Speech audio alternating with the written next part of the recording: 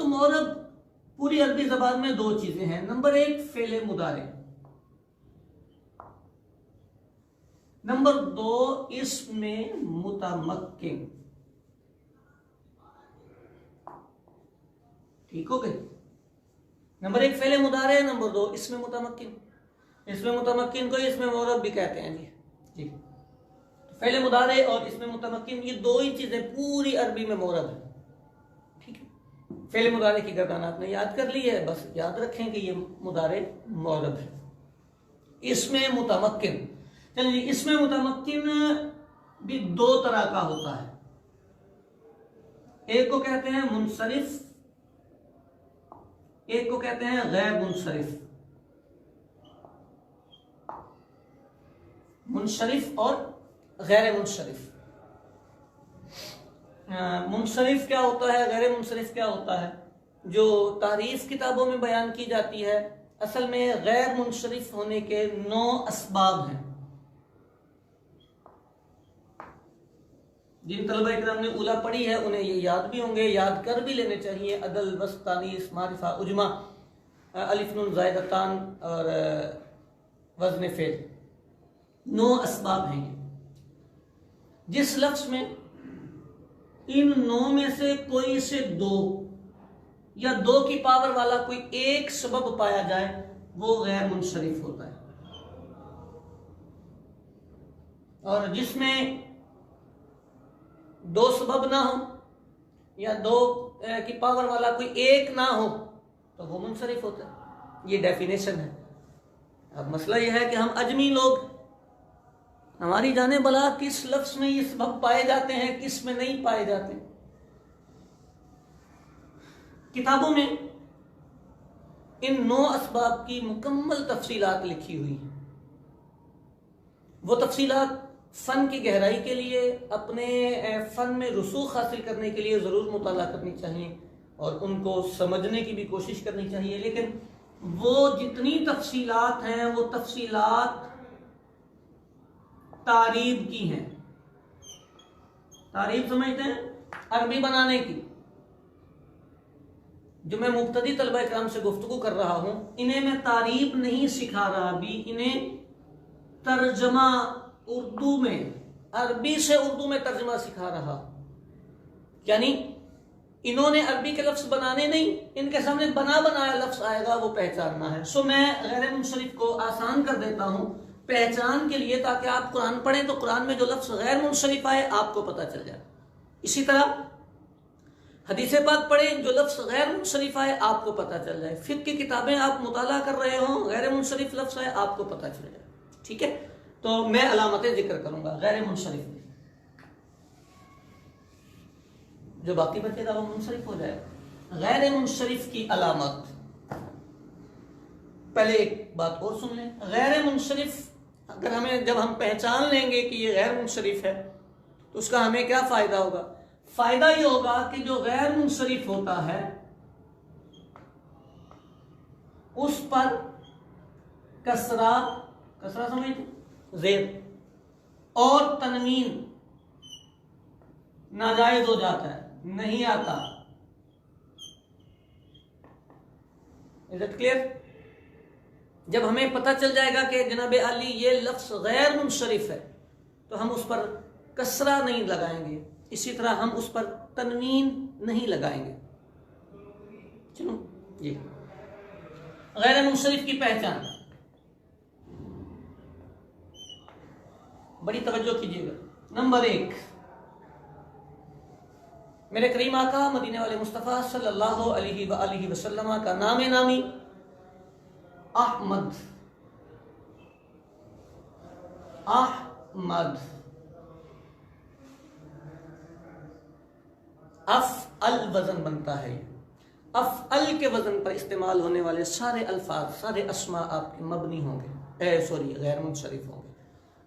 अहमद, अमजद, असगर, अकबर, अबजद, अशरफ, अंसर, जितने भी अल्फाज आपके आएंगे जो इस वजन पर आएंगे, मेरे नबी पाक के नाम नामी की प्रोनाउंसिएशन में आएंगे, अदायगी में आएंगे, ये सारे अल्फाज गैर मुनशरिफ होंगे, इन पर कसरा और तनवीन नहीं आएगी। नंबर 1।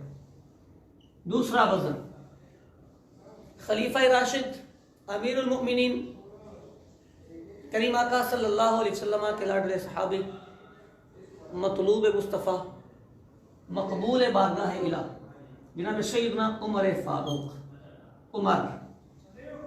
उमर इस वजन पर भी जितने अल्फाज आएंगे, जुफर आए, दुरब आए, फ़ुअल आए, जितने अल्फाज इस वजन पर आएंगे वो भी गैर मुनशरिफ होंगे।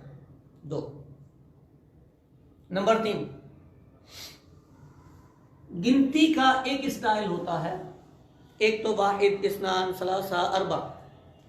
दूसरा स्टाइल होता है फन्किहू मा ताब लकुम मिनन निसाई मसना, मसनायु, मफअलु, मफअल, मफअल, मसना, मसनायु, मसलसु, मरबउ, मसना। कुरान पाक का लफ्ज़ है तो बरकत के लिए मैंने यही लिखा है। तो मसनायु, मसना, ठीक हो गया। ये जो गिनती का ये स्टाइल है ये भी गैर मुनशरिफ होगा। 3 वजन हो गए। चौथा, गिनती का ही एक और वजन, मसना व सुलास।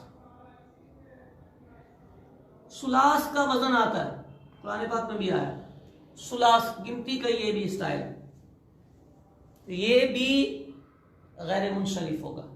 जी, पहले पॉइंट में मैंने 4 वजन जिक्र किए हैं। नंबर 1, अहमद का वजन जहां भी आप आए आप उसे गैर मुनशरिफ कहेंगे।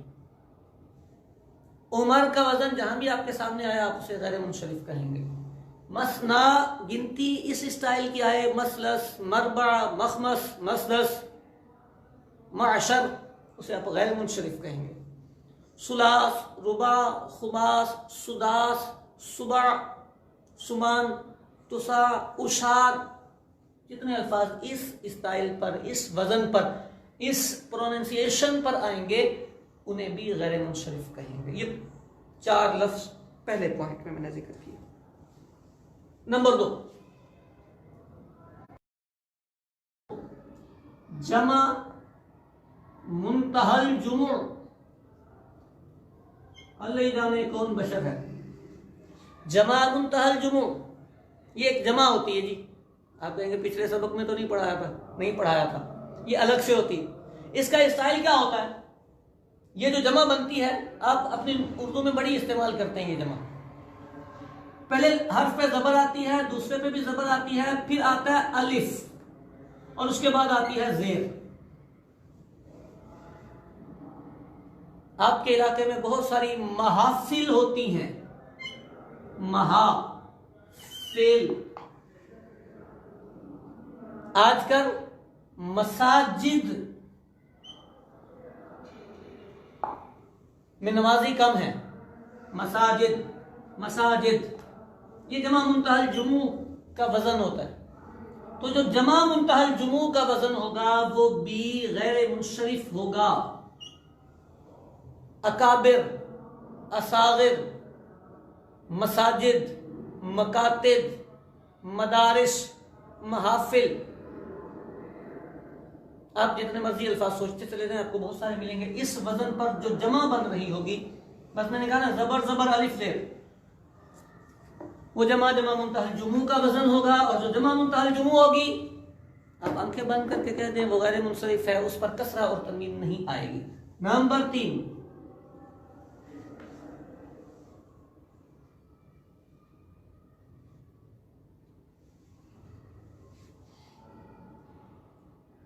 अंबिया किराम अलैहिमुस्सलातु वस्सलाम के अस्माए तय्यबा सब गैर मुनशरिफ सिवाय मेरे करीम आका अलैहिस्सलाम के नाम नामी मोहम्मद सल्लल्लाहु अलैहि वसल्लम। नूह, हूद, लूत, सालिह,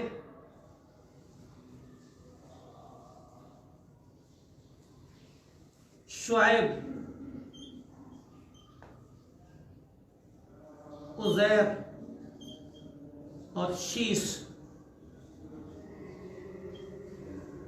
कितने हो गए हैं? 1 2 3 4 5 6 7 8 अस्माए तय्यबा का मैंने इस्तिस्ना किया है। इस्तिस्ना समझते हैं, सदर को इस्तिस्ना हासिल होता है। यानी ये वाले जो अस्मा मैंने लिख दिए हैं ये मुनशरिफ हैं, ये गैर मुनशरिफ नहीं। इसके अलावा जितने अस्माए तय्यबा कुरान पाक में आए हैं वो गैर मुनशरिफ इस्तेमाल होंगे। अब इब्राहीम, इस्माइल, इसहाक, याकूब, यूनुस, यूसुफ, जितने अस्माए तय्यबा का जिक्र मिलेगा ये सारे के सारे अस्माए तय्यबा ये गैर मुनशरिफ इस्तेमाल होंगे। ये भी बात ठीक हुई। 3 पॉइंट हो गए। मुझे उम्मीद है कि आपको ये पैटर्न समझ में आएगा, आप इससे पहचान बआसानी कर सकेंगे। आपके सामने कुरान पाक में एक लफ्ज़ आएगा तो आप उसे पहचान जाएंगे कि ये मुनसरिफ है या गैर मुनसरिफ। नंबर 3 4 अंबिया किराम अलैहिस्सलाम के अस्माए तय्यबा के बाद चौथा अलम प्लस तानीस।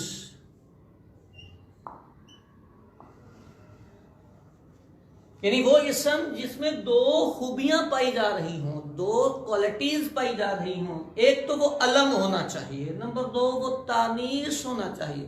दोनों ही हो, दो बातें उसमें आए, अलम हो और तानीस हो। ठीक है, अलम हो और तानीस हो। मिसाल के तौर पर अम्मी जान का नाम नामी अम्मी आयशा, लेकिन ये लफ्ज है आयशा, पहचान तो गए होंगे आप कि ये अलम है, अम्मी जान का नाम नामी है और मुअन्नस भी है ये, सो ये गैर मुनसरिफ। मक्का गैर मुनसरिफ, मदीना अगर वो वाला मदीना है शहरे नबी गैर मुनसरिफ, और अगर आप इसका जनरल माना लेते हैं शहर तो मुनसरिफ। अलम नहीं है, अलम होगा तो गैर मुनसरिफ पढ़ेंगे, अलम नहीं होगा तो मुनसरिफ पढ़ेंगे। अलम प्लस तानीस, ठीक हो गए। नंबर 5